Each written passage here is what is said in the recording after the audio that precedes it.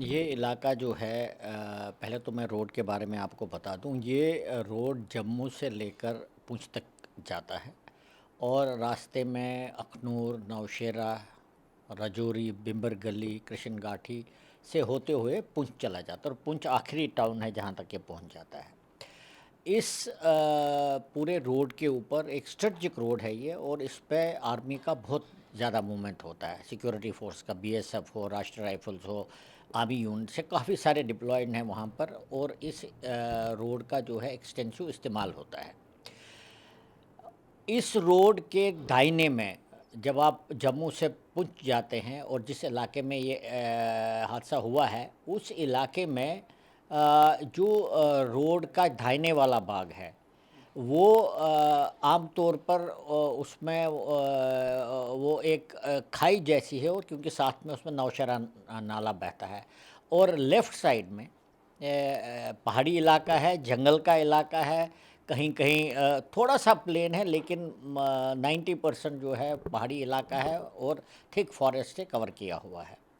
तो इसका मतलब ये है कि कोई भी आतंकवादी आकर वहाँ पर छुप सकता है और छुप के एम्बुश करके वो ये कार्रवाई, ऐसी कार्रवाई कर सकता है। लेकिन आपने सुना होगा इस रोड के ऊपर कई सालों से कोई हमला नहीं हुआ किसी आतंकवादी का।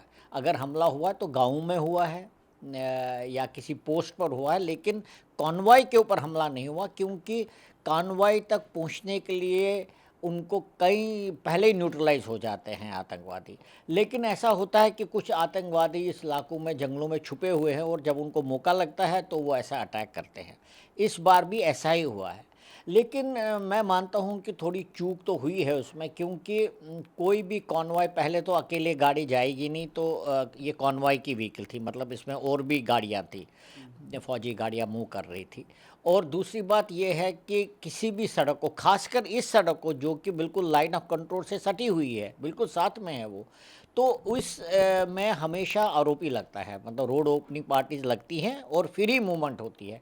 जब रोड ओपनिंग पार्टीज सिक्योर करती हैं इलाके को और रिपोर्ट बैक करती हैं कि एरिया सिक्योर है, अब गाड़ियाँ चल सकती हैं, तभी गाड़ियाँ चलती हैं। तो इसमें ज़रूर मैं तो ये कह सकता हूँ कि ये शायद रोड ओपनिंग पार्टीज़ का कुछ न कुछ हद तक थोड़ा सा उनकी चूक हुई है। क्योंकि क्या होता है कि जब रोड ओपनिंग पार्टीज़ हर दिन जाती हैं और कभी कुछ नहीं होता, सालों कुछ नहीं होता, तो वो थोड़े से डीले तो पड़ जाते हैं। लेकिन ऐसा तो बहुत कम होता है, क्योंकि रोड ओपनिंग पार्ट हर एक चप्पे को, खासकर जो इफेक्टिव रेंज में आता है उसको तो बिल्कुल क्लियर करके चले जाते हैं। और ये आईडी तो हुआ नहीं है, ये तो बिल्कुल अटैक हुआ है कॉन्वॉय के ऊपर। इसका मतलब है कुछ आतंकवादी उस इलाके में पहले से छुपे हुए थे, और जब उन्होंने देखा कि कॉन्वॉय चल रही है तो वो उन्होंने अपनी पोजीशन ली थी जंगल में, पहाड़ी के ऊपर एक स्ट्रेटजिक पॉइंट के ऊपर, जहाँ से उनको साफ गाड़ी दिखाई दे रही थी, और उस पर उन्होंने हमला किया।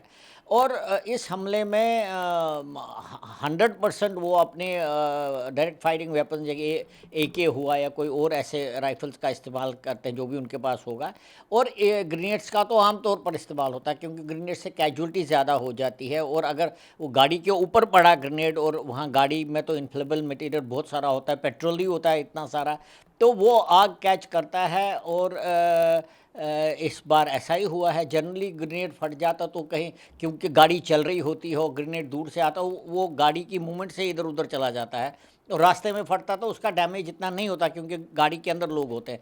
लेकिन ये पॉसिबल है कि ग्रेनेड गाड़ी के अंदर ही फटा है, और जिससे इन्फ्लेमेबल मटेरियल जो है एकदम से उसने आग पकड़ ली, और जवानों को मौका ही नहीं लगा बाहर निकलने का। और मैं मानता हूँ कि ये एम्बुश तभी कामयाब होता है जब उसमें एम्बुश करने वाला कंप्लीट सरप्राइज़ हासिल करे, और मुझे लगता है इसमें ऐसा ही हुआ है। ये अलग बात है कि ऐसे इनको छोड़ा नहीं जाएगा, क्योंकि इन्होंने रहना वही है, और इंटेलिजेंस सिस्टम, हमारे जो सोर्सेज हैं, वो एक दो दिन में इनके बारे में पता करेंगे और बता देंगे, और इनका खात्मा ज़रूर हो जाएगा। लेकिन ये दुखद घटना है, और मेरे ख्याल से बहुत बड़ी घटना है ये, क्योंकि मैंने इसी एरिया में कई साल नौकरी की है, और हमने तब भी नहीं ऐसा देखा था। जंगलों में मुठभेड़ होती थी, जंगलों में आतंकवादी मिलते थे, उनसे मुठभेड़ होती थी, लेकिन एक मेन रोड के ऊपर कभी ऐसा हमने नहीं देखा था उस टाइम।